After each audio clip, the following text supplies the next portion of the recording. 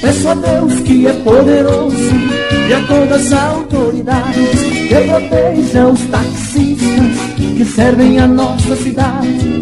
Muitas vezes é chamado pra fazer uma corrida direto ao pronto-socorro para salvar uma vida. Muitas vezes vai sozinho, quando alguém lhe dá com a mão, ele para sorridente, sem pensar que é um ladrão. E para todos os taxistas do Brasil, vai um abraço da dupla sintonia, Verão e Ventania. Esses bandidos que fazem seus crimes bem escondidos, mais tarde irão pagar pelo ato cometido. Peço ao nosso São Cristóvão, protetor dos motoristas, que ilumine os caminhos para os nossos taxistas.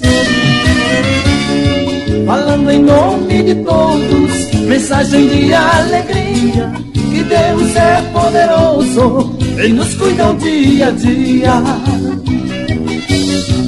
E por causa de dinheiro e da cega ambição, homens sem coração matam gente inocente que luta pelo seu pão. Deus não se serve assim, vendo sangue derramado do irmão matando irmão.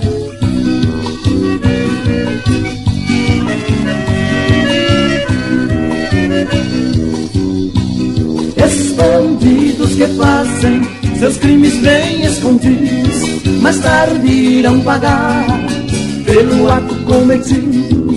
Peço ao nosso São Cristóvão, protetor dos motoristas, que ilumine os caminhos para os nossos taxistas. Para muitos taxistas tem sido um destino ingrato, sofre, chora as amarguras e morre dentro do carro.